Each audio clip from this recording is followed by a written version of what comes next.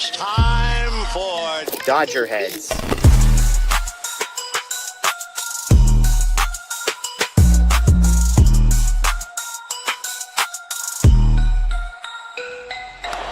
high fly ball into right field. Dodgers have won it all in 2020. Shohei Ohtani, 50-50 club. Strikes him out.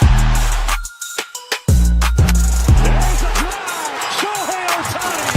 Freeman hits the ball. She is gone. Birthday party, Los Angeles. Your Dodgers have won the World Series. What's up, everybody? Welcome into DodgerHeads Live, presented by DodgerBlue.com, part of the Medium Large Sports Network. My name is Jeff Spiegel, joined tonight by Anthony Witrado. We got new music on the intro, Anthony. We got a little new background set up here, and the Dodgers are undefeated. What's not to love? Hey, it's all good, right? And they get a nice little Sunday off. Enjoy the end of the weekend here. Yeah, very, very nice week for the Dodgers. And nice week for you as well, Anthony. You were down there for the ring ceremony. Did you go one game or two? I went to Friday and Saturday, so I saw the ring ceremony on Friday night, and then all the Silver Slugger stuff that was presented on Saturday. So yeah, really cool. Let me go check the schedule to see if those are games the Dodgers won. Oh, that's right. They've won all their games so far this season. Shout out to the Cubs. Shout out to the Tigers. 5-0, the Los Angeles Dodgers. Good stuff around. We got 8 World Series trophies up above us because the Dodgers now have won 8 World Series. And it's a good time to be a Dodgers fan, Anthony. If there was hype coming into the season, it's 5 games. Nobody's overreacting to 5 games. But these first 5 games, in many ways, could not have gone more perfectly for the Dodgers. We're going to get to a couple guys who are struggling. But for a team that it's almost a disappointment if they are not entirely dominant, to come out and be entirely dominant is exactly what we were hoping for. Yeah, and like you said, there have been some ups and downs through those games, like, obviously.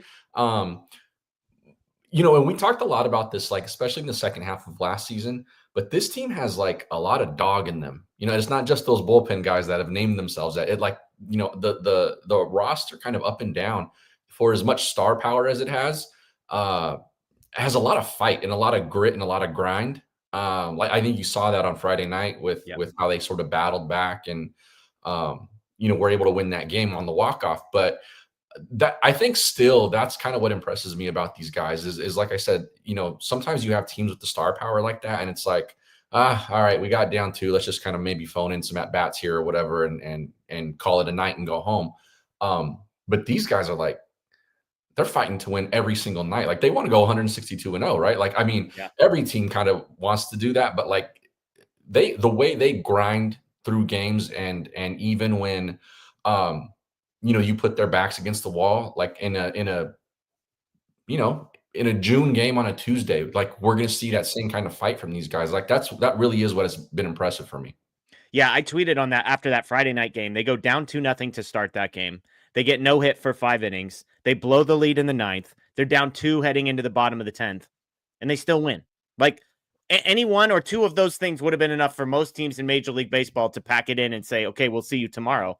For this team, the team that in many ways has the least to play for in the regular season, because you just assume they're going to be there at the end, to be the team that battles back, to be the team that fights through. And it's a bunch of different guys. It's Conforto with the double. It's Will Smith with the pinch hit single, Ohtani with the single, and then, of course, Mookie Betts with the home run, just to see that. And then on Saturday, same thing. They go down again and come back and comfortably running away with it from there. And so Roki Sasaki struggles, no big deal. We've said it over and over again, Anthony.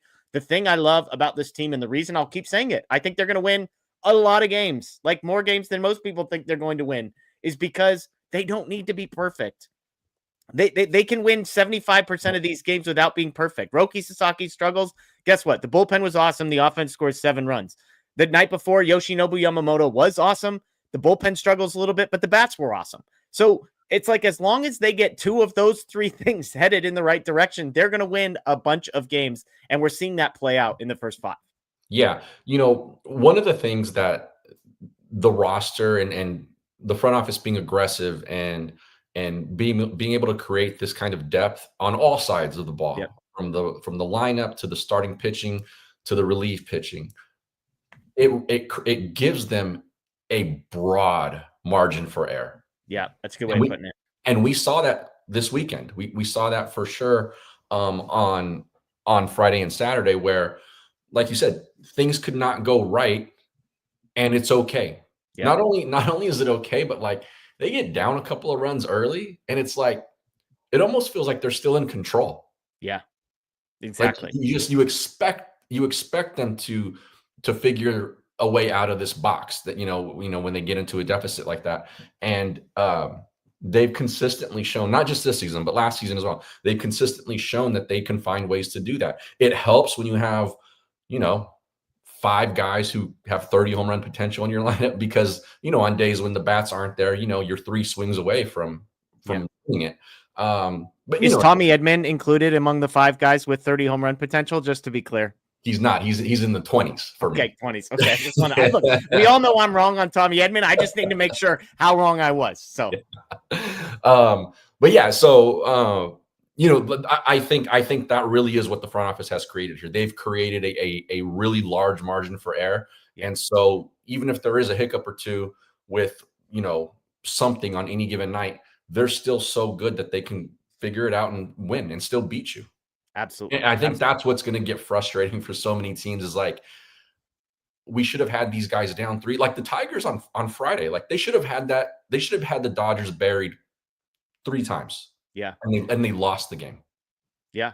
Mixel says it's 20 home runs by the break. That's what you meant, right? Tommy Edman, 20 home runs by the All-Star break. There you go. Yeah. He's here's the plan for tonight. We're going to talk World Series ring ceremony in just a second. Again, Anthony was there. We're going to do a segment that we've done throughout the year, stock up, stock down. We got about 6 or 7 names of guys who have either impressed us or not impressed us early on. And it's sort of a how worried are you? Big deal, no deal sort of a thing. We're going to talk about those Yankees bats because I think it's interesting. We're going to talk World Series, Doc. And then maybe most importantly, Anthony, we're going to do a food draft of all the new food items at Dodger Stadium. I've done a deep dive, spent more time thinking about this at a stadium that I don't get to visit all that often. But if I ever do visit, Anthony, I will be well prepared for that conversation. Let's get to a couple super chats here. Richard says the Dodgers have too many weapons. I would disagree, Richard. I would say there's no such thing as too many weapons. I see your point. 1 through 9 can hurt you any inning. Teo, Edman, Rojas, Pages would be the main attraction on other clubs. I don't know if Rojas and Pages I would include in that category, but I think when you look at this lineup, when fully healthy and constructed, Anthony, obviously you've got the 3 at the top with Ohtani, with Mookie Betts, and with Freddie Freeman. Then you've got Will Smith, you've got Max Muncy, you've got Teoscar Hernandez, you've got Michael Conforto, and you've got Tommy Edman. That's 8 right there, Yeah. So, and Pages, like when I say Pages doesn't belong in the conversation, I wouldn't put him in the same conversation as Teoscar. But if Pages is your worst hitter, that's insane. Because this is at worst a league average hitter who is a prospect still and has room to grow and could develop into much more than that. And so I think Richard's point here is a good one, that there's not another team in baseball that the 7, 8, and 9 guys scare you nearly as much as the Dodgers. Yeah. And we sort of touched on that, I think, after the home opener, where the bottom third of this lineup would not be hitting in the bottom third in almost any other lineup in baseball. Yeah. And that's to Richard's point about how deep this team is. And so for a team on any night to beat the Dodgers, you have to run such a long gamut, and maneuver your way through this lineup with essentially no breaks. Like at any given time, somebody might be slumping or whatever, but like on paper, there's no real breaks. Pages is hitting 9th, and if you make a mistake to him, he can hit the ball 430 feet in a hurry. Yep. Like, he's got that kind of pop. And like you said, he's still a prospect. I mean, he just finished his rookie season. Yeah, and it's 2 years removed from major shoulder surgery that many people thought was going to take him out for a lot longer than it did. And so I think you said it right. There's just no breaks. Like there's no letting up. It's not like you get to the 8th hitter and the starting pitcher out there can take a deep breath and sort of have a lapse of concentration momentarily, knowing it's not going to kill him. Because to Richard's point, Pages is hitting 6th in most lineups, and the guys, the way Tommy Edman's hitting right now, it's almost a disservice to have him in that 8 hole. We've got Kevin as well on the super chat here. He's asking, are we worried about San Diego? They seem good this year. They sweep the Braves, who are headed into town. I haven't obviously watched super closely what's happening in San Diego, but sweeping the Braves, Anthony, is no small thing. Are you worried about San Diego at all? San Diego was good last year too. Yeah. They almost took the Dodgers out in the first round. We would be having a very different vibe on this show, and we would have had one all winner if that would have happened. So yeah, they're good. They're a really good team. I don't think they're better than the Dodgers, but they are a top 3 team in the National League, I think. Yeah. Okay. Top 3. Worried? No, because I think the Dodgers have head and shoulders, top to bottom, the best team. A lot of things can happen over the course of the season, sure, but I'm not worried about them. But yeah, the Padres are, I think, one of the 3 best teams in the league. Do you have them ahead of Arizona as far as teams in the division you're worried about? I do. Okay. I personally do. I know, I know a lot of people are really high on Arizona, and for pretty decent reason, but I do think that I want to see what their offense does. Yeah. Because they got some pitching, but guys that they counted on during their World Series run kind of sometimes didn't show up last season offensively. Yeah. So I want to see if that corrects itself. Then and if it does, then I think they're a team that would be on the radar. Teams like the Padres worry me in the sense that the ceiling is very, very high. I think the floor is really, really low for this Padres team. Sure. Like, I think there's a world where they're trading some of their best players in 3 months and the ownership situation gets ugly. But I do also think there's a world where, to your point, I wouldn't put them in the top 3 in the National League. I have them behind Arizona. I probably have the Mets ahead of them as well. But like, they're in the top 5. So I'm not going to say it's crazy to have them in the top 3. And I think if everything is going right for the Padres, outside of the Mets, they're probably the most scary team in the National League. Do I think everything's going to be going right at any point? I'm skeptical, but 3-4 games into the season, if you're a Padres fan, you have to be happy with what you've seen. They're offensively, they're the closest thing to building what the Dodgers have built, where you're like, okay, when is that break coming? Like, if you're a starting pitcher, when can I maybe pull back on the throttle just a little bit to ease my way into an out or two somewhere else in the lineup? It's not as deep as the Dodgers, but deeper than most. Yeah, absolutely. 300 with the super chat. Jeff, how did Barnes impress you on Friday night? I mean, look, if everyone gets mad at me for talking about Austin Barnes, it's a super chat. Okay. The question was asked. Anthony, you were there. I imagine there was just electricity in the stadium when Austin Barnes came up to the plate with Shohei Ohtani on deck and the bases loaded in a spot where the Dodgers needed a hit, worked the count to 2-0, and then swung. Yeah, that was interesting. Laura says, Laura, somebody asked the question. I'm just responding to the question that was asked of me. I didn't even say anything yet. Yeah, not ideal. But there was plenty of electricity a few minutes later. Yeah, fair enough. I just look, I that spot, it's crazy to me. Like a 2-0 count, he's plunked the guy in front of you, the bases are loaded, and you need a hit. You can't be swinging 2-0 if you're also. They even said it on the broadcast. I'm not saying anything that Joe Davis didn't say later on when he said, I bet Austin Barnes would like to have that one back. It's low and away, it's outside, and he pops it up to right field. So there you go. 300. You got me in trouble with some people in the chat. Also said, and Max is on 300 strikeout pace. LOL. We're going to talk Max Muncy here in just a little bit. So stay tuned for that. It has not been good. Stock up, stock down. I'm sure you all can guess which side of that he's on. You were there in the building. Let's talk World Series ring ceremony. The only thing I have from the outside, Anthony, and I said this the night before on opening day, the Dodgers, maybe more than any sports organization I've ever been a fan of, they just nail these moments. Like they just don't miss when it comes to the World Series trophy presentation, the Freddie and Gibson thing, the ring handout. Like, it's just perfect. It's like no notes constantly was my thoughts. You were there. Talk me through it. Yeah, it's great. I thought the way they presented them was really cool. And sort of the way that they brought each player out, sort of, Anthony Anderson introduced them, and then the woman who was doing sort of the, so-and-so, and then naming off stats or accomplishments, things like that. It was just all really cool. And the order in which they brought people out, I thought was perfect. They did a really good job too in the stadium of like leaving room for the name to breathe. and like for the crowd to react and all of that stuff. Just a really clean presentation of all of it. Was really, really cool. You know, when Teoscar got his, like the place erupted. Yeah.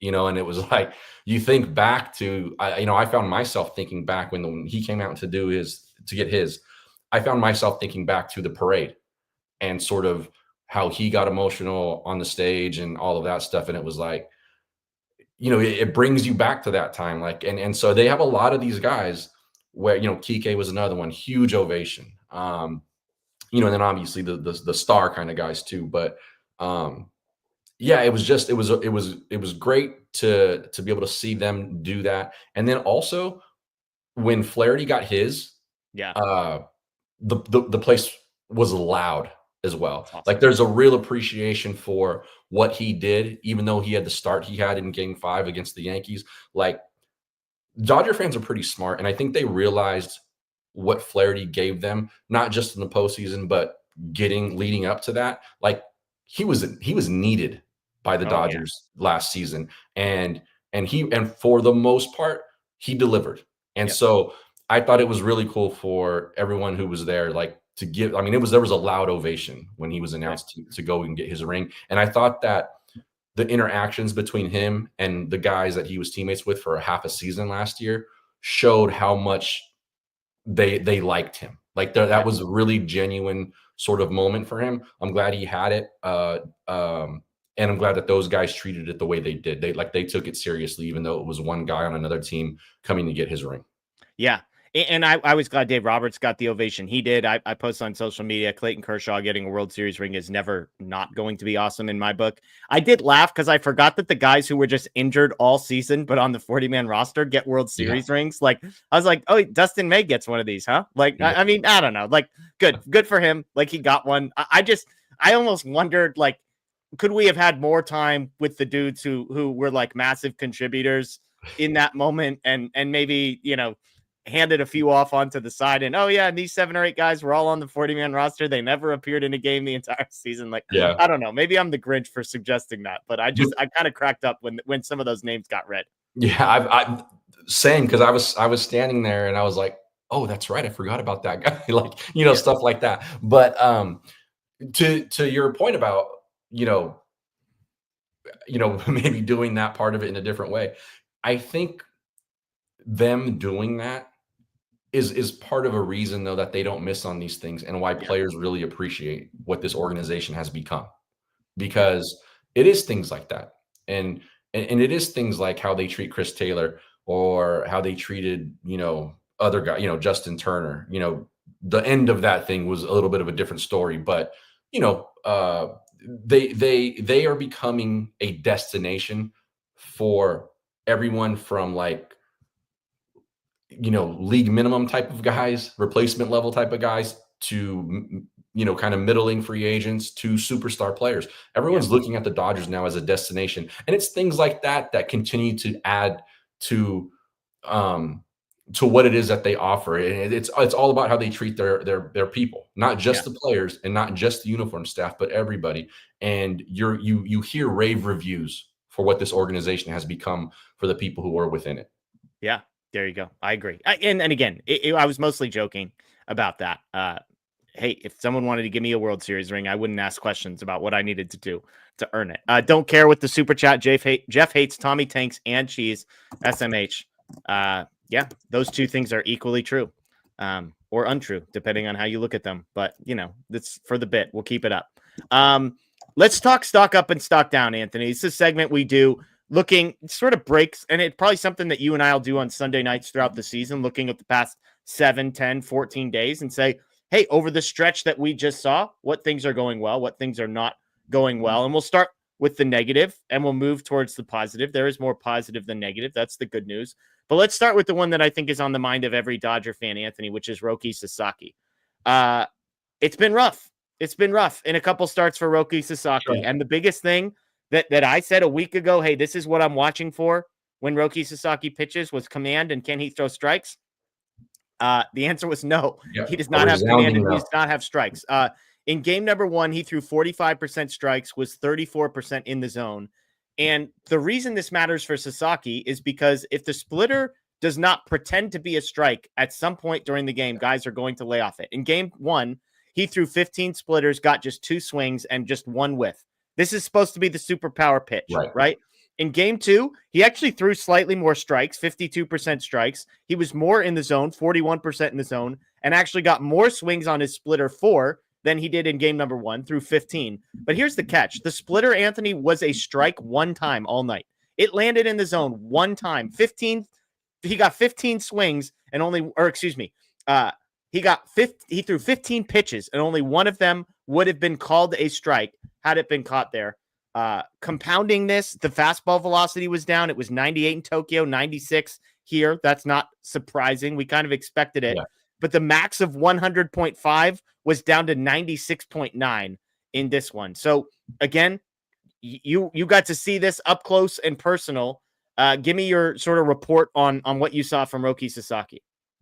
Yeah, aside from like what we all saw, right? No command, velo down, like you just mentioned. I thought that in watching him between pitches, he looked like a guy who had no answers. And I think some of this is youth also, because some of that stuff comes with experience, knowing how to fight your way out of a bad situation or how to win when your stuff isn't there, right? Like he'll get there with that. But I think it was interesting and like you kind of felt bad for the guy because you could see him searching and like he would take the ball, get back on the rubber, and it was like, oh, hopefully this one lands because he was out of answers. Yeah. At that point. And I was hoping he would finish that second inning, and then Doc went out and got him. And here's where I think not to turn this into a conversation about him, but this is where I think Dave Roberts has really improved as a manager is he understood the situation. He understood what his eyes were telling him and said, I can't let this guy continue to wave to walk this tightrope like he is because he's losing it. Yeah. So not only did he go and save Sasaki from having to be out there because it was getting ugly, but I thought that the decision to do it then was a win now move. Yeah. Like he's playing win now baseball in game 4, game 5 of the regular season in March. And like, I like that.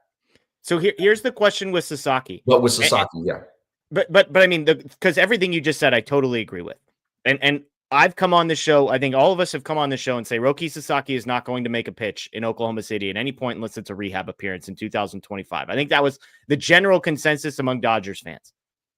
I don't know if that's where you were preseason, but if you were there preseason, has your tune changed? Like when Tony Gonsolin gets healthy in the next couple of weeks, do you think this is a situation where Sasaki goes to Oklahoma City, gets some time to work some things out, or do you think he's up on the major league roster and he's going to figure this out in real time? We know he's going to make at least one more start against the Phillies, and Dave Roberts seems to have kind of said, we'll see from there. Yeah, he's going to have to turn in another performance like he did Saturday for them to even have the conversation about moving him down. I think if that was a situation where that, like, you know, they were thinking he might pitch in Oklahoma City at some point this season, they would have just started him there. I don't think they want to bounce this guy up and down. Also, I think they understand it's important for his kind of assimilation to this country to be on this team. Yeah, makes sense. For obvious reasons, right? Like the infrastructure is there to help support him through all of that, aside from the pitching stuff. The one thing that I was encouraged about when he spoke afterward was it seems that they think that this is a mechanical thing. Okay. That's fixable. Yeah. And you know, he's young. He's a prospect still. The number 1 prospect in baseball, according to, you know, basically the consensus for the most part. But those are the things that they can figure out. Yeah. If he's healthy, then I'm fine with where his stock is right now. Like, would you mess with his role at all? Like, would you move him into like a long relief type role where maybe he gets into some different situations? No, not at all. Okay. Not at all. So you just keep running him out there when he can't throw strikes. Well, like I said, if he has another start like he did in you know, if he throws against the Phillies the way he threw against the Tigers, then they need to have that conversation about, is this the best place right now for his development? Yeah. if he comes out and he gives them 4 innings, 2 runs, something like that, we're heading in the right direction. He's going to stay. Yeah. And if his command looks a little better, all of that. But no, I there's a lot more factors than just what his stat line looks like. Totally. Yeah, and that was my take on the first game. Like the first game, walks looked ugly. Everything else looked okay. But if he can't land strikes, if he has no command, if he doesn't know where the fastball is going, and if the velocity isn't there, it's a bad combination. And so I think it'll be interesting to see what the Dodgers do. To your point, they do care about winning these games. They don't view them as meaningless. And so the Phillies are not going to be an easy task for him. Sure. And so if it's another outing of like 3 innings, 2 or 3 earned runs in 3 innings with 3 or 4 more walks for Roki Sasaki, I honestly have no idea what the Dodgers will do in that situation, because I would have believed it was crazy to think that Oklahoma City was in the cards. But when I see what I've seen in the first 2, and I know it's nerves, people are saying, and it's Tokyo, and then it's Dodger Stadium, and it's opening weekend, and I get all of it. I get all of it. Sure. But it's not going to get easier. Like the Tigers were a soft landing spot compared to some of the teams they've got coming up on the schedule. Maybe the lineups he's facing won't get easier, at least in the very next start, but he may settle in and get more comfortable. Totally. Because to me, it's not so much about the hitters that he's facing. Like, it doesn't matter because no one's swinging at anything he's throwing, because he's not throwing strikes. So that part of it is moot for me right now. It's more about, like you said, there are these other factors around each of these first 2 starts that you can say have had some sort of impact. And, obviously it's not all of it, and he's got to be better. But I think as he starts to settle in and be more comfortable with everything, he's lived in LA now for all of a week also. Like he's dealing with that too. Like there's a whole bunch of stuff that this guy is having to figure out too, almost on the fly a little bit. Like I'm sure he had a place before they went to Arizona and all of that. But, these are all, everything that he's experiencing right now is brand new for him, and he's 23. Yeah. And so I think we've seen the guy perform on big stages in the past. And, regardless of how we in this country feel about what the WBC is, in Japan, that was every bit as big of a stage as the World Series is for the players on that team, maybe bigger, especially considering who they were playing in that last time. So, I think he's going to figure it out. I have a ton of confidence that they're going to help him through this. He's a prospect guy.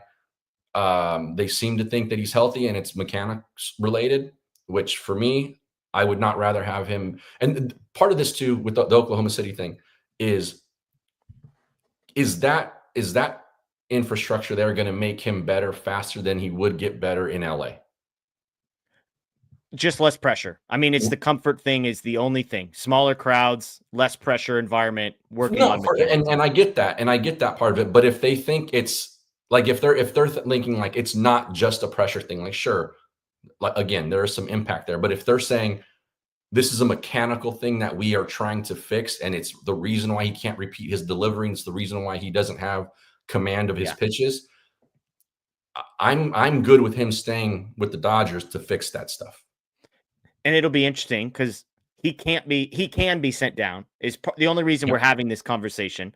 Other guys, Gonsolin, May, Kershaw, etc., can't be sent down, and he has to be on the roster. He's not hurt, so they can't just skip his turn in the rotation and keep him on the roster. They don't have room for stuff like that. So I'm not saying I think he's. I would still bet against him ever seeing Oklahoma City at any point. I just think it's way more in play now than it has been at any point. I'm in 100% agreement with you. And also, like, some of the other guys who would be those reinforcements, like who might knock him out of the rotation, they're still a little ways away.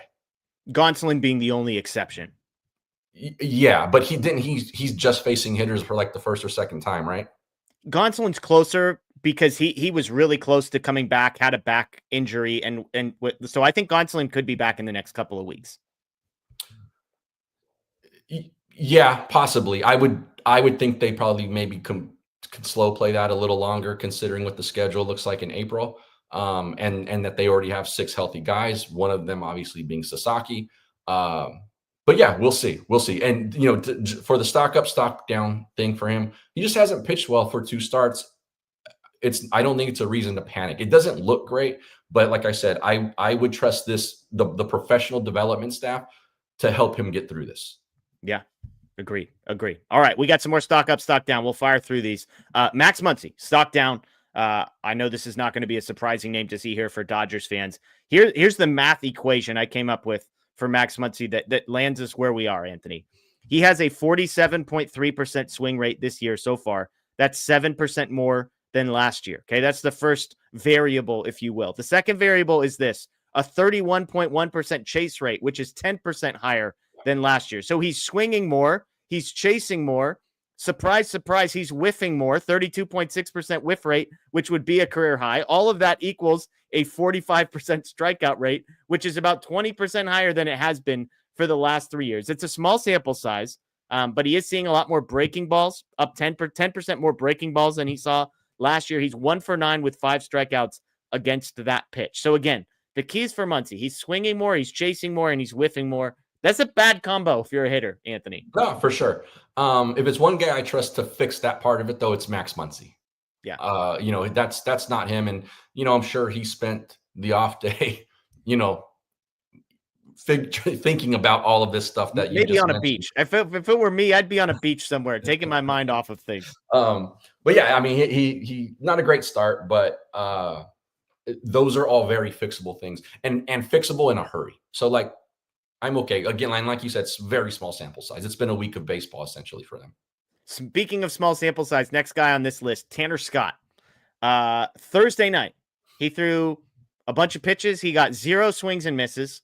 He allowed 3 balls off the bat at over 101.5 miles an hour. He allowed 5 balls in play, all 5 of them over 90 miles an hour. The fastball velocity was down 2.7 miles an hour from where it was a year ago. Dave said afterwards, quote, he's working through some things. He will be fine. How concerned are you with what we've seen from Tanner Scott? 0% concerned. Okay. Again, it's been like 2 or 3 outings. I know that he didn't look great in spring training, but I don't worry about that much. Fastball velocity, that's the piece. I'm not worried about results. Yeah, fastball velocity being down almost 3%. It's March, though. But I hear you, but fastball velocity doesn't usually dip by 3 miles an hour at any point during a regular season. For some guys, it does. We're not talking about 0.5 mile an hour, 1 mile an hour. No, for some guys, it does. Like that, I would disagree with you there. For some guys, it is a situation where like they work their way into a better form as the season goes.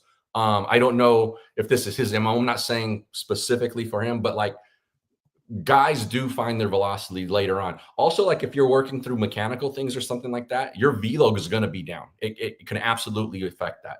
And so if they are working through stuff like that, and if we're assuming health for all of these guys, I think he's going to be fine.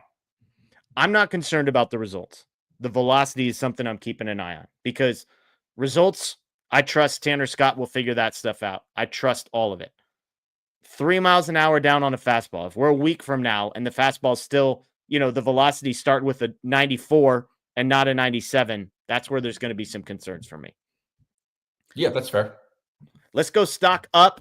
Let's talk positive. We got 4 guys on the positive list. We got to start with your guy, Mookie Betts. You were there. First game, he goes 1 for 3 with a walk, long fly out. Second game, 3 for 5, 2 home runs. He hits 1 in the 8th inning to take the lead. And then, of course, the walk-off in the 10th inning. He says he's enjoying hitting 160-pound home runs. I'm always amazed when little guys have power like this, the bat speed, the bat control, all of it. I think we can put to rest some of our Mookie Betts. You and I were not concerned about Mookie Betts, but people who may have been concerned about Mookie Betts' weight loss, I think we can set those to the side. Yeah. And one of the concerns was like, is that pop going to be there with as much weight as he lost? He put that to bed in a hurry. Stock way up on Mookie. Next one on this list is the guy everybody wants to talk about, Tommy Edman. Before we get to offense, I want to talk defense real quick because the game you were there, he made 3 incredible plays in 1 inning to keep this thing where it was. I said all winter, right? You can hate my Tommy Edman offensive take all you want, people, and I deserve it, okay? My bold prediction on Tommy Edman was bold, and it was stupid. I was also the guy sitting here saying he should be the starting second baseman when everybody else told me he was going to be the starting center fielder. I said he was the best defensive second baseman in Major League Baseball. I would leave him there. I feel vindicated, at least on that piece of Tommy Edman stuff, because we're going to get to the offense, but defensively, those 3 plays he made, even on the relay, I keep watching it. If you watch the relay throw that he makes to Austin Barnes, notice his footwork. He sees that ball coming in from Teoscar. He takes 2 steps closer to home plate so that ball would bounce, catch it right where he needs to, and make a quick throw right on the money to Austin Barnes, who thankfully made the tag, got the hip, if you watch the slow-mo. But just defensively, real quick on Tommy Edman, he's the best defensive second baseman in Major League Baseball. Yeah, I don't know enough people who are second basemen in the major leagues. That's like a weak position for my mind right now. But he's very good defensively. There's no question about that. That play up the middle was fantastic. The relay throw was great, but a lot of things went into making that play. And the thing you're talking about is like that's day one, relay stuff. Here's how you take up that ball coming in. Teo got the ball to him. Teo's throw was the throw to me that was the most impressive part of that play, aside from the tag. But yeah, I mean, for him, as quickly as Edman got rid of that ball, that was impressive. Yeah. I've said my piece about Austin Barnes. I'll just say I'm glad that touched a part of the body, because that play should have been easy, and it got a little dicey. Yeah, we all, like in the stadium, the replays we were seeing, we thought he was safe. That's what they said on the broadcast too. And again, if you watch the slow-mo, he does catch the hit. You can see the jersey move a little bit, and then there's the foot might have gotten tagged before home plate. Also, they never had a great one, but yeah, he's fantastic though defensively. If one of these guys in center field can hold their own and be fine offensively, yeah, I mean, keep the guy there. Let's talk offense. He has 3 home runs in 5 games. He has 5 hits. 3 of them have left the stadium. He had 6 home runs in 37 games all of last season, Anthony. For his career, he hits a home run once every 11 games. Again, he has 3 and 5 so far to start this year. His home runs by year, 11, 5, that was a COVID year, 11, 13, 13, and then 6 in 37 games last year. Even the most optimistic, and you have been probably the most optimistic, Tommy Edman, you said over 20 home runs, which would again be a massive career high. You're on pace to being very, very correct there. I don't know if even the most diehard Tommy Edman people saw this sort of power surge coming from a guy that we just haven't seen it in his career. There's not evidence of this being in his bag, but maybe the Dodgers have unlocked something. Well, 6 homers in 37 games, like that's where I made that prediction off of. Like that was the root of that. Like that's pretty good. Yeah, for sure better than his career averages. Yeah, I mean, obviously better than his career averages, but if you extrapolate that, yeah, that's a 25 homer season or whatever it is, something like that. And it may be, again, the Dodgers professional development is it's second to none in Major League Baseball. And they may have saw something with him and said, "Hey, we want you to try something here." They've done it with countless guys and guys who you thought were like guys who aren't technically, or don't look like power hitters or never have been, have turned into 20 to 30 home run kinds of guys in this system, in this organization.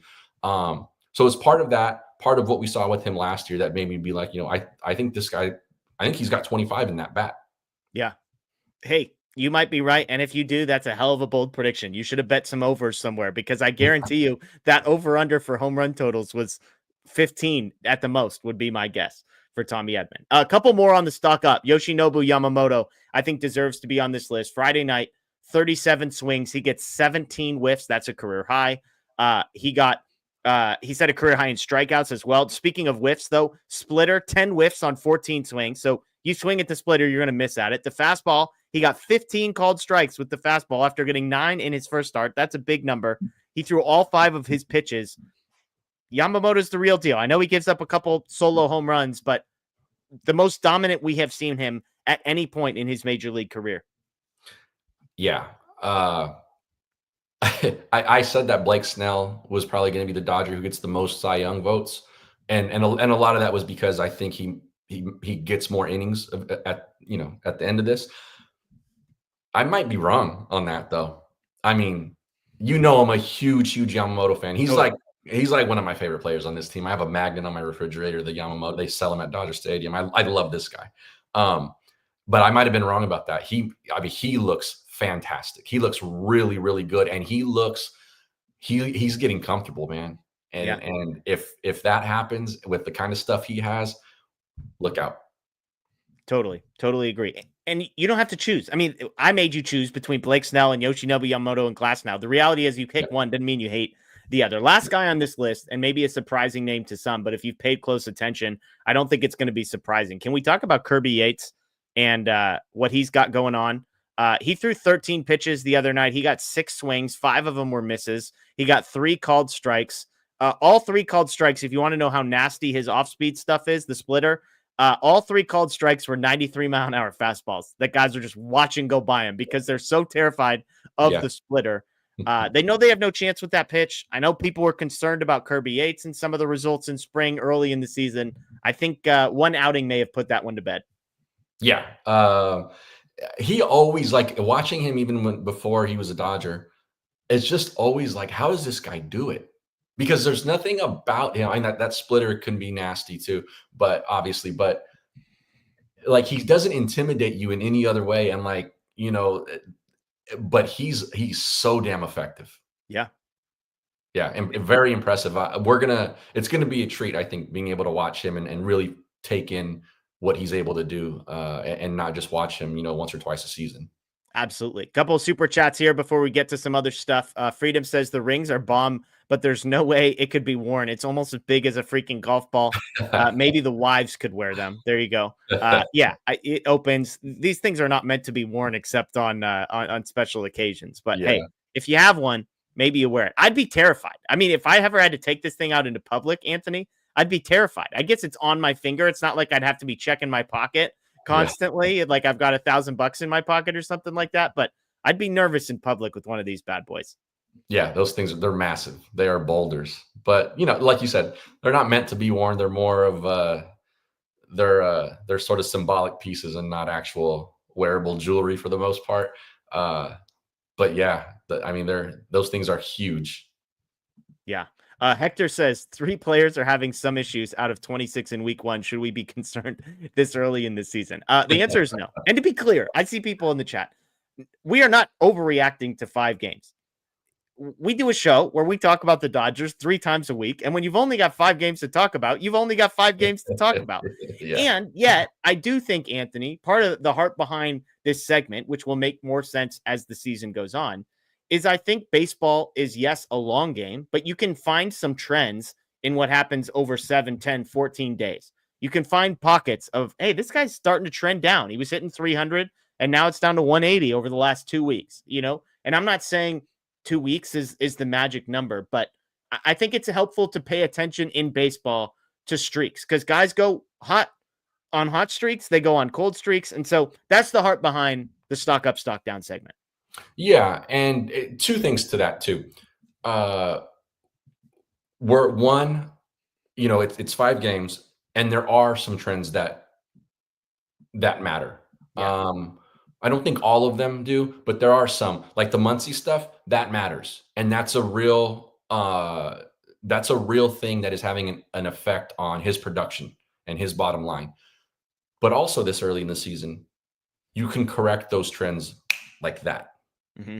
You can have 3 games against the Braves where those numbers, and just using Max as the example, can totally revert back to what he normally is when he's good.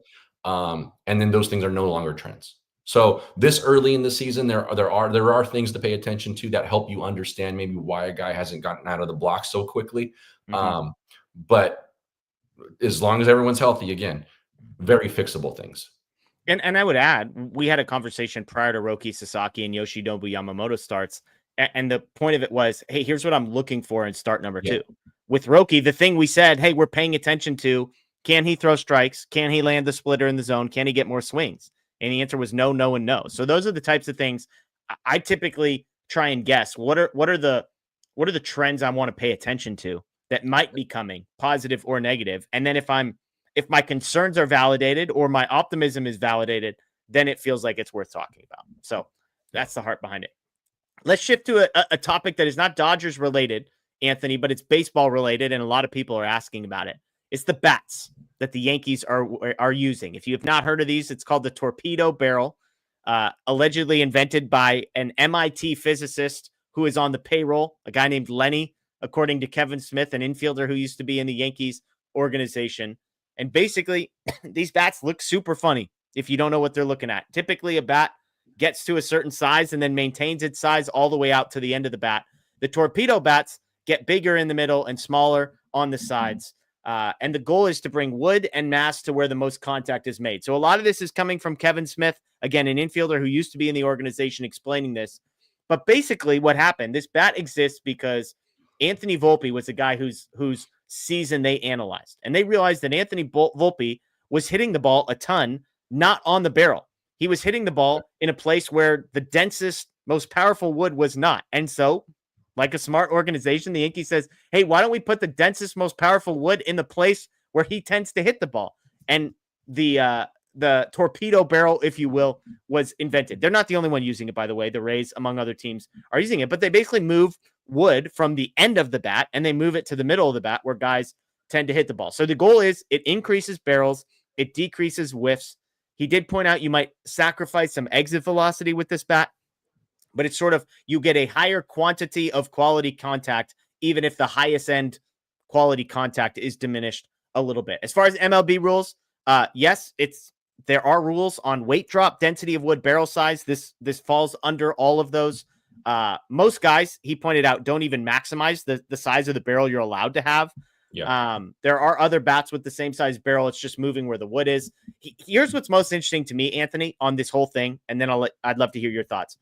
He said the reason most guys don't use this is not because they don't think it will help. It's because it feels weird in their hands and it looks weird in their hands. And most guys just can't get over the mental piece of this. And so the look and feel is the turnoff.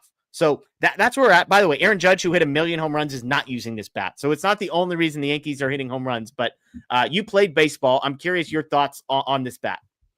Yeah, I think the feel, I think guys could get over the look if the feel weren't so different.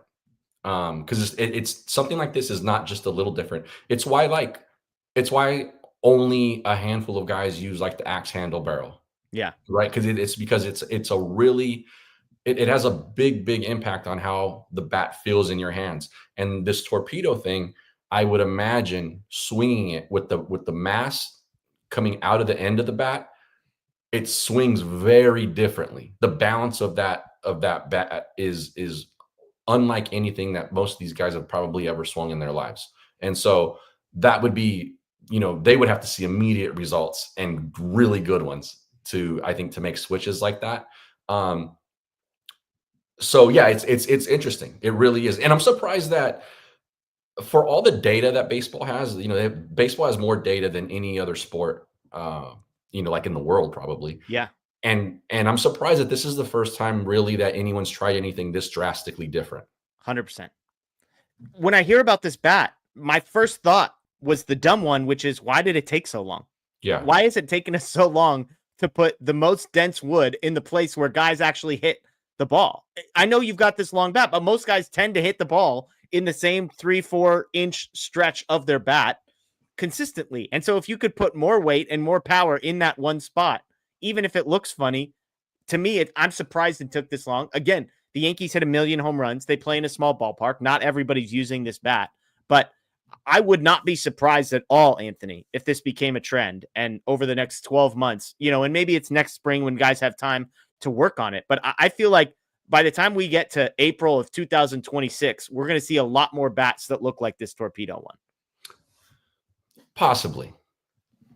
Baseball is it's a game of these guys don't like to change a lot of things. Yeah. And so to get someone to change something that big, it's going to take a lot for somebody to make that move. It also would not surprise me if, as the season goes and more people are going to use it, you are correct on that. It would not surprise me if we get enough data and the data basically says there's not that much of a difference. Yeah. Maybe it's the placebo effect for some of these guys. I don't know, but also the first time, like a guy like Volpe who's been using it, like he's gone through the ups and downs of dealing with it, right? Like So he did not use it last year. They studied him with a normal bat, right. and so they kind of were like, "Hey, you should try this thing." So, but he's been, I think, the longest tenured guy got it. to be using it, and so I think he's probably dealt with all those ups and downs. But like for a new guy, the first time he hits one off the end, and that ball does nothing, it reacts nothing like it would have with the regular bat. Not to say it would have, it's not 100 miles an hour off the end of the bat anyway, but that might be the end of that experiment. Mm-hmm. I mean, it's the shift behind pitchers, right? For sure. The pitchers turn around and there's a ground ball up the middle where there's supposed to be a guy and he's not there. And the pitcher's like, I hate the shift, ignoring the fact that the 9 other times in that game, the shift has helped them. Right. Right. Exactly. It's like, hey, if I'd had a normal bat, that one off the edge would have been a blooper. You're absolutely right on that. So something to keep an eye on. Also, the Yankees are a really good hitting team. They also got to face Nestor Cortez, who sucks now. And play in a tiny ballpark. Yeah, and they play in a bandbox. So, like, there's some other things in play here, too. 100%. 100%. Last one before we get to some questions and we do a little bit of a food draft here. The World Series documentary. Again, we had RJ Cutler, who's the executive producer and the director, on our channel talking about it. You have now gotten a chance to see it. You powered through. It's only been out for 4 days. You were at 2 Dodger games and still found time to watch a little more than 3 hours of Dodger documentary content. You texted me you were enjoying it. So give me your thoughts. Yeah. I watched it Thursday night. Started it after we did, when it came out, but after we did our show for the home opener, I stayed up a little past midnight watching them all. They're really well done. I think the storytelling on them is very, very good. You had mentioned before that the access they had to Freddie and his family and Mookie and his family throughout the run was pretty impressive. And I agree. The storytelling for both of those families, you don't get that if you don't have that access. Mm-hmm. And they did a really good job of optimizing what they had with those guys. The Freddie one is kind of easy, right? Like, I mean, you gotta try to mess that one up. Yeah. Considering everything that he went through last year. But I think even with that, they told it really well. They did a really good job of taking you through that. And also like letting you feel a lot of what Freddie was feeling. Like that part was emotional.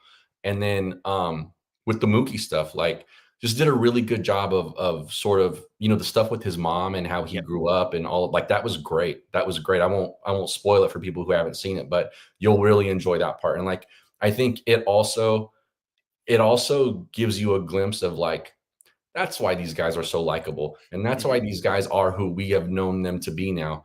It was really, really well done. It's bookmarked in my Apple TV. I'll be watching it, a few more times probably over the course of the season. Yeah, it'll be nostalgia watch for sure. Something on in the background. Oh yeah, remind me of the 2024. Oh, episode 1, Freddie Freeman home run. Dial me in for the last 20 minutes of that bad boy and catch me up. I totally agree with everything you said. The access that you get with Freddie Freeman, the access you get with Mookie Betts, and then just the way they tell the story. I said at times it felt a little bit slow to me, and yet I also found myself thinking I don't want less of the information they're giving me either. So I wasn't asking it for it to be 2 episodes, but they only had 5 games to work with. This wasn't a 7-game series, so they did a lot of groundwork, and I think a lot of play-by-play. Which again, I watched it all, like, crammed through it because I got access to it like 12 hours before I was interviewing, so I needed to watch it. I imagine spaced out, maybe it's a little bit. The feel's a little different. Sure. Yeah, I binged them. But the other thing too that I really, really did enjoy about it was the insight with like Doc and Flaherty and stuff like that in the documentaries were shot in October, but like in real time. So like Flaherty's going through it in Game 5, and him and Doc are doing voiceovers of the footage. And you're hearing what they're thinking in those moments. And like, that was really cool. One of the part of this that stands out for me in this aspect of it was Roberts leaving Blake Trinan in the game to get to that 8th inning before Walker Buehler takes over. And he makes the mound visit and tells him, you got one more guy. This is it for you. And then retires the next guy on one pitch, and then they have Trinan saying like, I didn't want to look at Doc because I didn't want to see him on the step, and Doc is like, I know I told him only one guy. Like, and there's that back and forth. Like He's looking at Freddie Freeman, and Freddie Freeman's basically saying, "Hey, leave him in." Yeah, and Freddie like nods to Doc, like, "Do stay in the dugout." You know, like that part of it was really cool. It's kind of what stuck out to me in all honesty. Like the Freddie stuff and the Mookie stuff was great, but like those kind of nuggets were like, oh man, I didn't know any, like, right? No one had even written about a lot of that stuff. Like none. We got it kind of there. So really cool. They did a really good job with it. That was I say that because we're Dodger fans. Totally. And that was a specific scene I actually asked the director about when I interviewed him. I said, hey, this was the piece that stood out to me, was that Trinan, Dave Roberts, Freddie Freeman moment. So great stuff there. And yes, I see people asking, some people have said if you have Amazon Prime, you can get a week-long trial for Apple TV Plus. So if you're looking to it, that's one way in. A lot of those services have, a week-long free trial before you start getting charged. So check with like your phone providers too. Like some phone providers give you access to it, or at least to a trial of it or something like that. So everyone should be able to find a way to watch it, I think. Totally. All right. Thanks to the 1,000 people in here, by the way, live, Facebook, YouTube, Twitter, for joining us. That is Anthony Witrado. I'm Jeff Spiegel. This is DodgerHeads Live, presented by DodgerBlue.com. Go ahead and hit the like button if you're on YouTube. We greatly appreciate that. That helps us out. If you're new, subscribe, ring the notification bell as well. We're going to get to some questions here in a little bit, but we're going to have a little fun here, Anthony. We're going to talk new food items at Dodger Stadium. I know Dodger Stadium does not get rave reviews for the food and beverage options / prices that they have, but I'll be honest, there's 10 or 11. I think there's 11 new food items, 5 or 6 new dessert items that are being offered around Dodger Stadium. We're talking strictly new food items here, okay? And if you're a fan of this show, I love to draft things, all things. So if you head to DodgerBlue.com, you can follow along with us. They've got an article up with all the new food items that are available. I admit some of these might sound better on paper than they actually taste in real life, but I've got a ranking set up here, Anthony. I've got notes on all these things. I've got the things I would try first if price was not an option. I've got desserts separated, so I'm not going to make you choose between a brisket dip sandwich and Dole Whip, okay? You're going to have options to choose between those two. You were at the stadium, so I'll let you go first. Did you try? Did you opt for any new items at Dodger Stadium when you went? And if not, what would you have? What would be your first pick in this draft? I got to see what's out there on the table that you have. But the one thing that I did try that I hadn't had before was the giant hot dog that's like over the bed of fries, all of that stuff. I forget exactly what it's called. That would be the Slugger. It's a specially crafted for Dodger Stadium, a 16-inch jalapeno cheddar sausage topped with white cheese sauce, corn relish, cilantro crema, tortilla strips, and served with crispy French fries. Yeah. So that was on my list, and I would love that was fourth on my power rankings here, Anthony. So give me the review. Yeah, it was solid. A little tough to eat, especially like if you're in a seat. Like it's impossible to eat probably if you're in a seat. Is it in like a hot dog bun, or is it just a sausage sitting on top of fries? It's a big hot dog bun. Okay. And then the sausage hangs over like 4 inches on each side. It's huge. Sure. And then it comes in like a carrying case. Like it's a cardboard box. It has a handle, and it's like, it's huge. It's super long. So like carrying that thing around a crowded concourse or like getting it to your seat, that's going to be tough. I sat at the bar behind the Dodgers bullpen, and I ate it there. There you go. But it was solid. I liked it. I would. That was something I would get again if I was super hungry, because it's massive. I love it. Okay, number 1 on my list, I have what is called the Latin barbecue platter.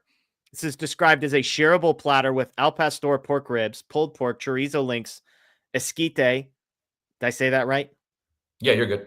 Okay. Chipotle cornbread. Dishes. Huh? One of my Thanksgiving dishes. That's right. Is that the corn dish? The corn, yeah. Yeah. It's shaved corn. Beautiful. Yeah. Chipotle cornbread, habanero baked beans, pineapple salsa, and spicy coleslaw. That sounds like it's enough food for 12 people. But I'm not saying Dodger Stadium, I trust them entirely with al pastor pork ribs, but on the off chance that they kind of are decent here, that sounds pretty good to me, Anthony. Yeah, that is something I would eat. That's something Okay. I would give a try too. Yeah, for sure. That does sound good. I like everything that you rattled off in the ingredients, so I'd be fine with that. Uh, I've got a bunch. I'll let you take a couple more here. Are there any other items that you looked at or thought deeply about before you went with again the Slugger, a 16-inch jalapeno cheddar sausage? Not really. I saw some pictures of some things, or like saw some things, people walking with them. Um, the pastrami burger looked okay. Yeah, it's third on my list. Beef patty Yeah. topped with pastrami, American cheese, lettuce, tomato, pickles, mustard, served on a potato bun. Blake has tried that one, and it got, I think, like decent. Sounded like a B plus type review. Yeah. Um, it I think the concept of it is good.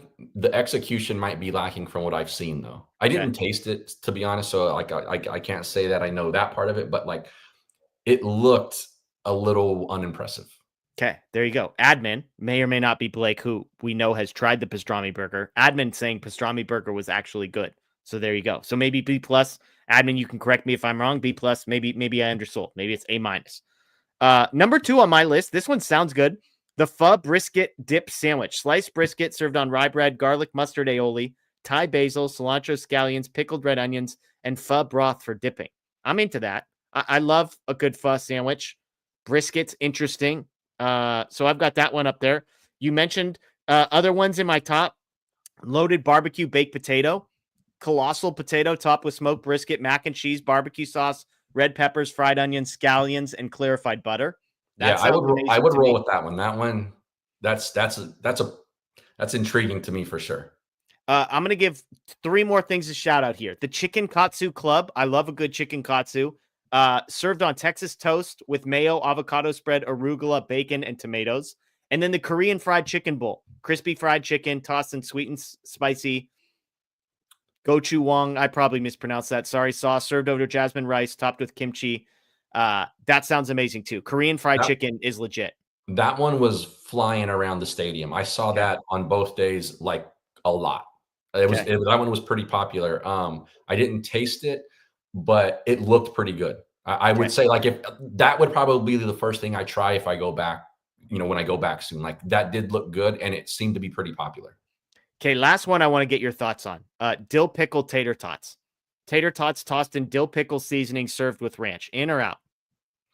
Sorry, say that again. Tater tots tossed in dill pickle seasoning served with ranch.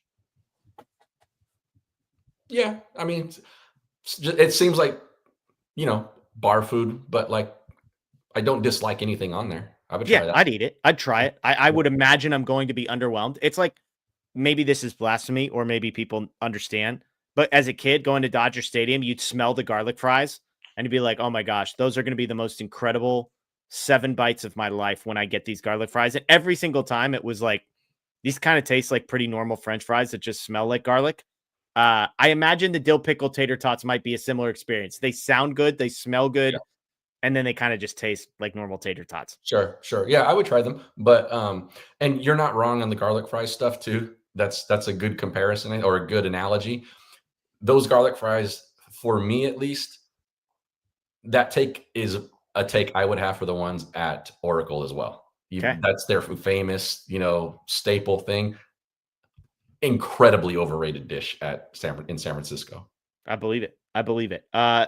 Battered octopus fritters. That was last on my list. I'm not touching octopus fritters. I mean, I'm probably not touching octopus fritters from Dodger Stadium. Let me just go there. Okay, that's a really good point.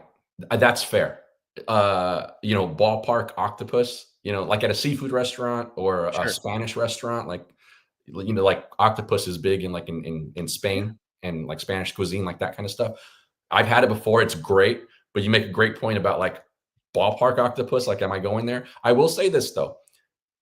The Japanese, Korean, just a lot of the Asian dishes that are at Dodger Stadium now, Yeah. have been pretty money.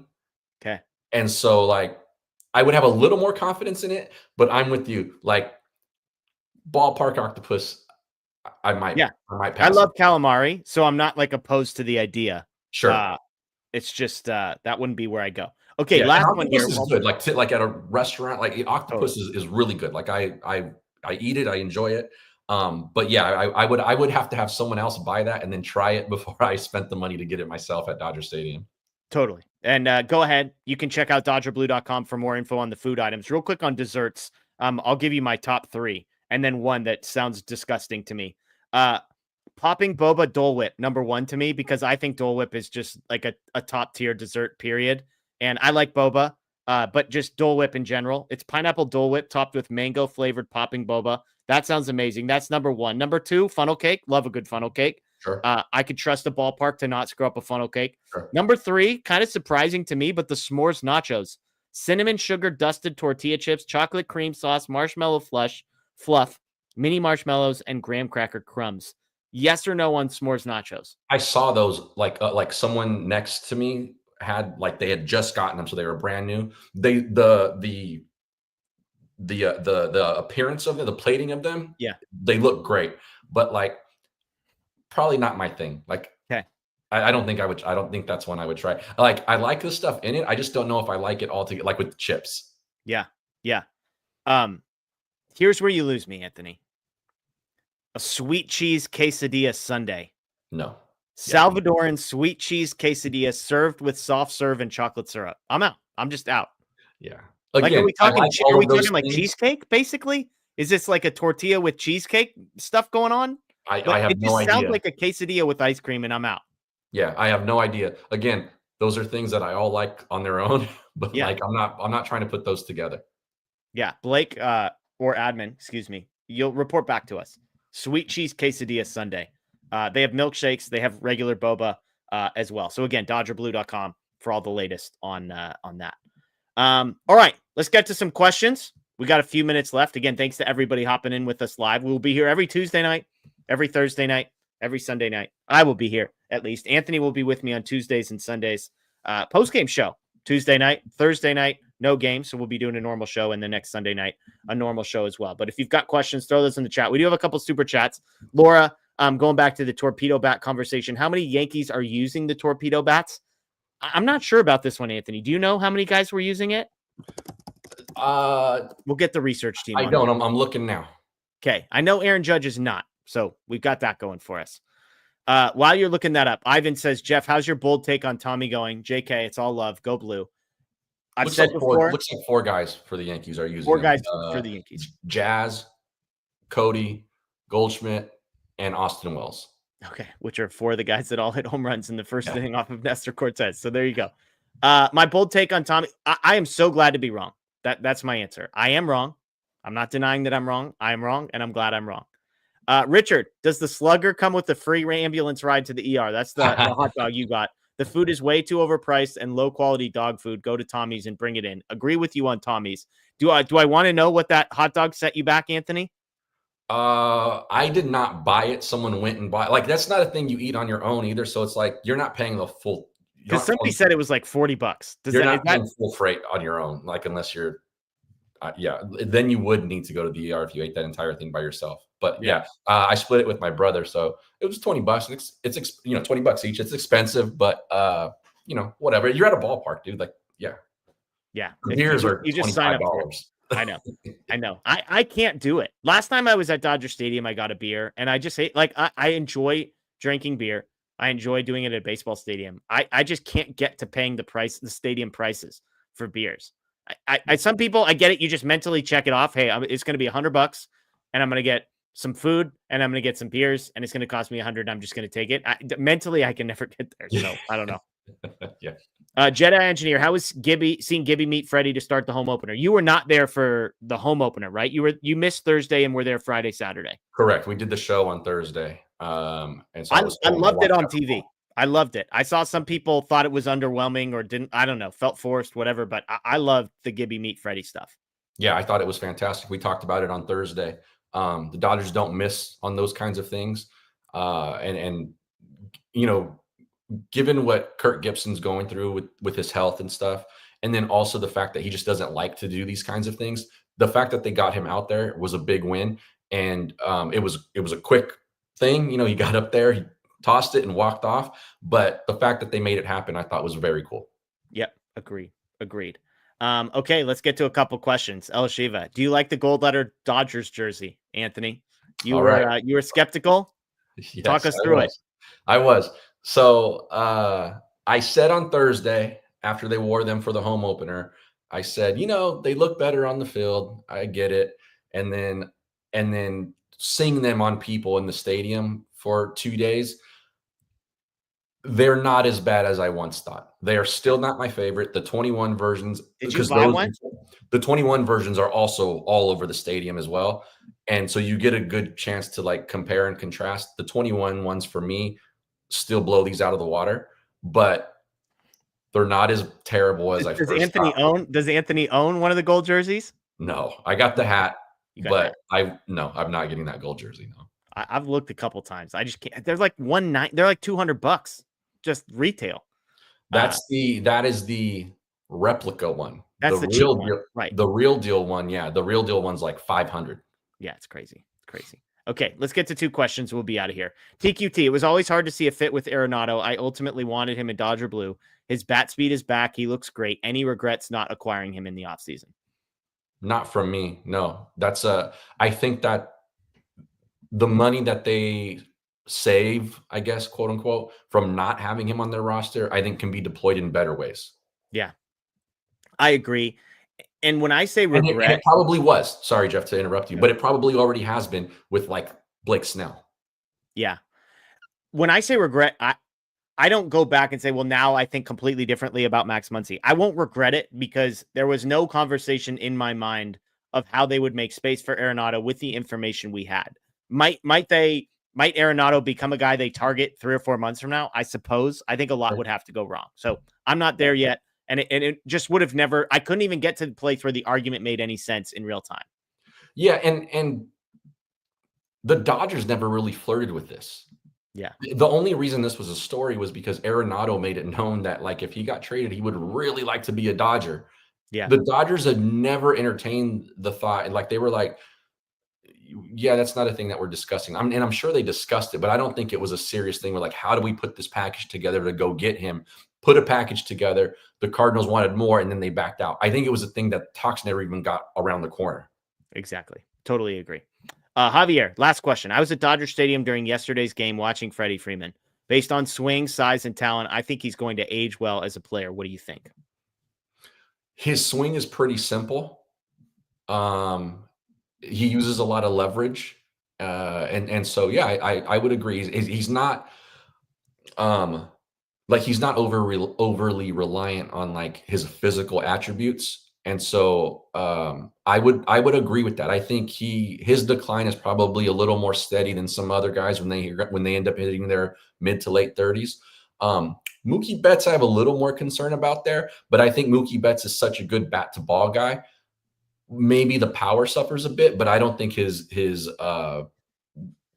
effectiveness, outside of that part of it, the power numbers, is impacted too badly, because I think his bat to ball skills are so good. Here's the good news. We've seen a compromised physically Freddie Freeman. Yeah. Worked out okay. I agree with you, Javier. I think Freddie Freeman is a guy that is going to age super, super well. We've had this conversation a lot. I look for guys that are durable, which Freddie Freeman is, and I look for guys that are not overly reliant on athleticism. If you're like Trey Turner's the example. Corey Seager and Trey Turner are the two guys I always come back to.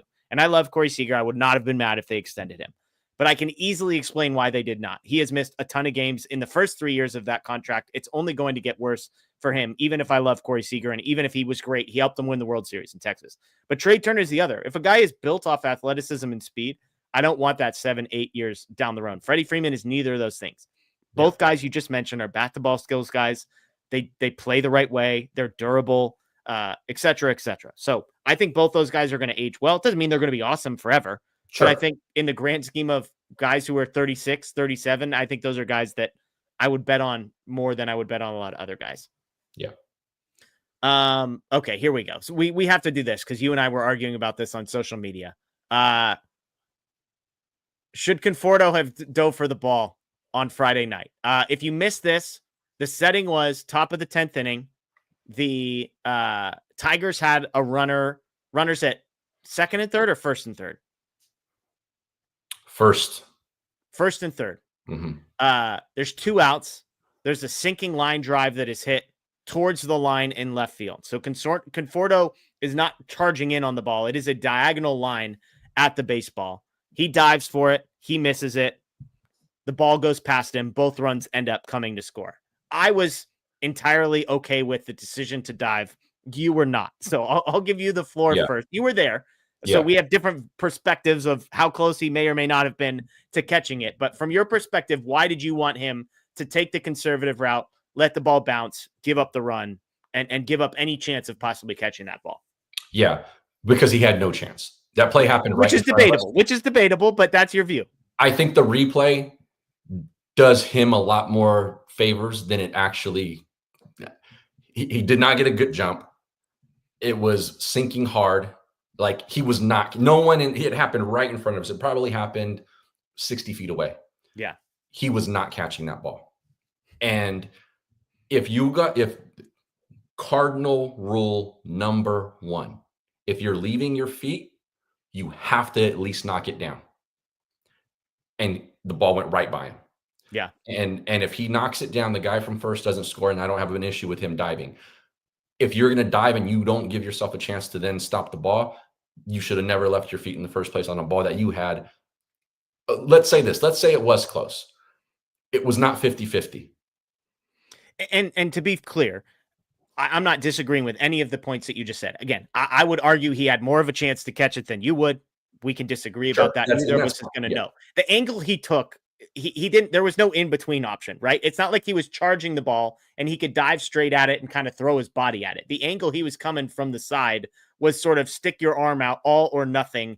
There was no part of his body that was going to stop that ball after bouncing. So he either has to pull up and try and get in front of that baseball or dive for it, which is what he did. Those, from my view, those were his two options.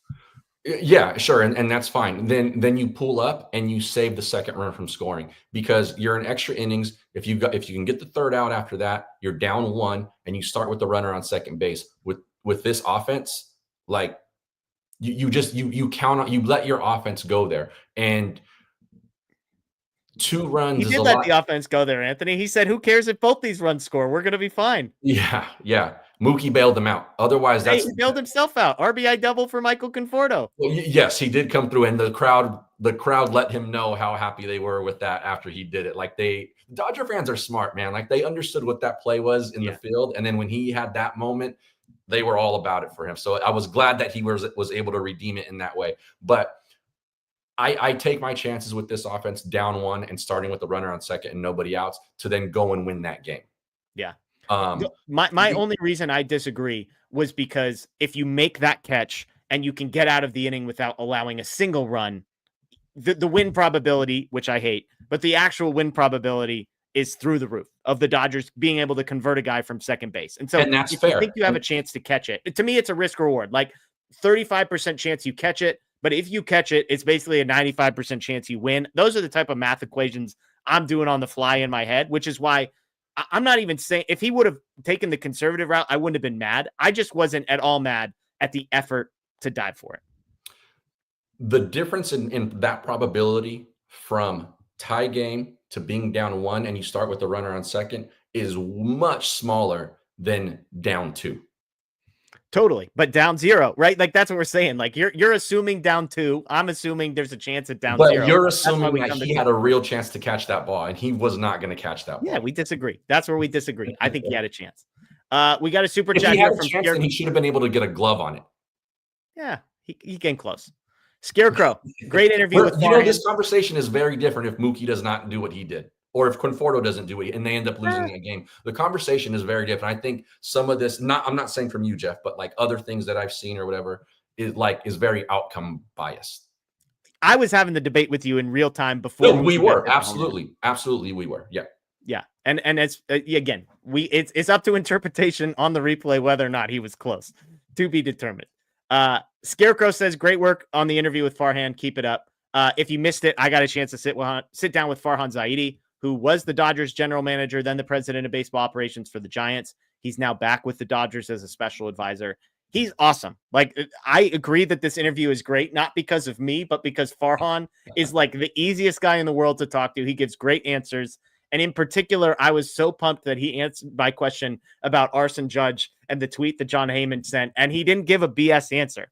Like, he actually was like infuriated, I think was the word that he used to describe how he felt when that tweet got sent out. So it's great stuff. If you missed it, check out our YouTube page, Dodger Blue 1958, for that. He's awesome, and hopefully he's a super nice guy. So I bumped into him at a spring training game and asked if he would come on to do an interview like while we were down at spring training. And he was like, "Hey, I'm hopping on a plane. Literally, that's why I'm standing where I'm standing in the ballpark, but I have to leave right now."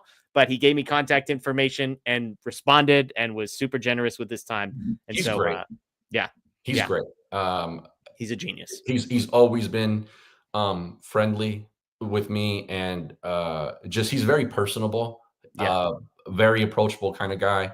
And for somebody who's been at the levels that he's been at with the jobs that he's held, you don't always get that. And so I think Dodger fans, again, man, this culture that they've built from the absolute top to the bottom is fantastic. We're very, very lucky that this organization is what it is right now, because we also remember what it was like when it was not this.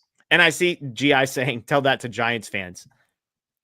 I think if you honestly assess the job that he did in San Francisco, and that was one of the questions I asked him, and he talked about going from rebuilding to retooling. And basically the question I asked was, do maybe people undersell how hard the retooling stage is? Because you can be San Francisco and you can have a bunch of money and you can offer it to Aaron Judge and you can offer it to all these guys, and none of those guys might say yes to you, which is where he was. And that is completely out of his control. And so I think he gets a raw deal in a lot. I know a lot of Giants fans, and I have family that are Giants fans. And the one thing that he got absolutely a raw deal on are what expectations were when he walked in there. Yeah. And I think the worst thing that happened to him in terms of that is that 107 win season. Oh, totally. They totally overachieved and everyone assumed they were ready. He got there and the cupboard was essentially bare. Yeah. The farm system was terrible. Terrible. And they wanted him to rebuild it on the fly and still be competitive, because that ownership group is incredibly worried about not putting butts in seats at that ballpark. Yeah. And so they wanted him to be competitive and also rebuild the team while still competing for the division championships. It doesn't work that way. And so they never picked the lane, and he was stuck in that sort of purgatory. And for considering what he had, I thought he did an admirable job. But the expectations there were unrealistic for what was going on. And that's a pet peeve of mine. One, because I'm a Farhan guy. I'm a Farhan fan. I really think that he's good at what he does. And also because the Giants are just dumb. Yep. And I would tell you, most people around baseball think he's a genius as well. This is not the places he has come from, the places he has been, the success that he has had. His fingerprints are all over that 2020 Dodgers World Series team. And a lot of these guys, the Max Muncies, the Justin Turners of the world, a guy like Farhan was instrumental in acquiring them. So it was, anyways, the interview was really cool. So I hope people check it out and enjoy it as much as some folks did. That's going to do it for us, folks. Again, this is DodgerHeads Live, presented by DodgerBlue.com. That is Anthony Witrado. I am Jeff Spiegel. We will be back on Tuesday night, post-game for the Dodgers against the Braves. So be sure to join us at around 9:45, 10 p.m. when that game ends. Check out DodgerBlue.com. We mentioned all the new food items. That's up there. And make sure you check out our YouTube page as well. Interview with Farhan, interview with the creator of the Apple Doc series, as well as we've got a cool interview that Blake got a chance to do with Anthony Bonda that should be posting in the next couple of days as well. So enjoy that. Enjoy the rest of your night. Happy Sunday night to everyone.